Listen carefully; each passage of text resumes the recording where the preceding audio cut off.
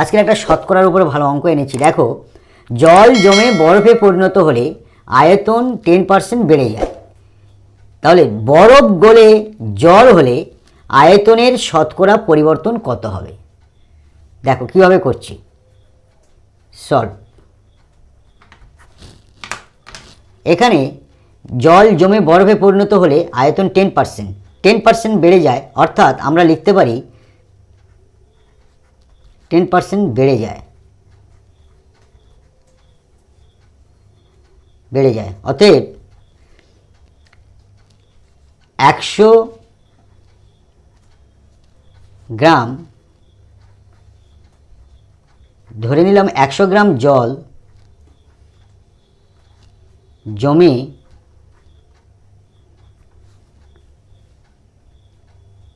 বরফ হয়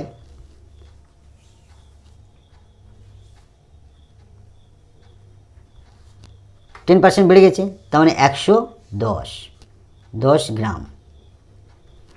তাহলে 1 গ্রাম জল জমে, আমরা ওটা করব না, এইটা এবার আমরা ঘুরিয়ে লিখব রিভার্স অর্ডারে। তাহলে 110 গ্রাম বরফ গলে জল হবে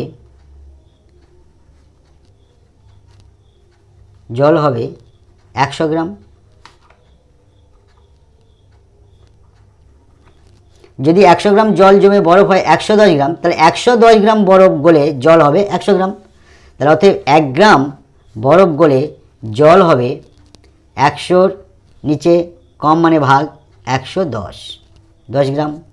100 গ্রাম বরফ গলে জল হবে, তাহলে বেশি হবে মানে গুণ 100 গুণ 100 নিচে 110 গ্রাম। এটা ক্যালকুলেশন করব।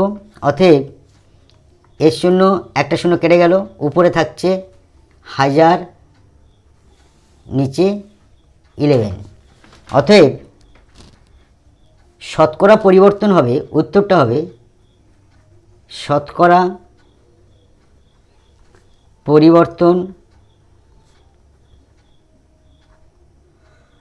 পরিবর্তন হবে সমান 100 বিয়োগ 1000/11 গ্রাম সমান লসাগু 1100 বিয়োগ 1000 সমান 100 নিচে 11 সমান 9-11-99, 9.1-11%. It will be answer. Thank you.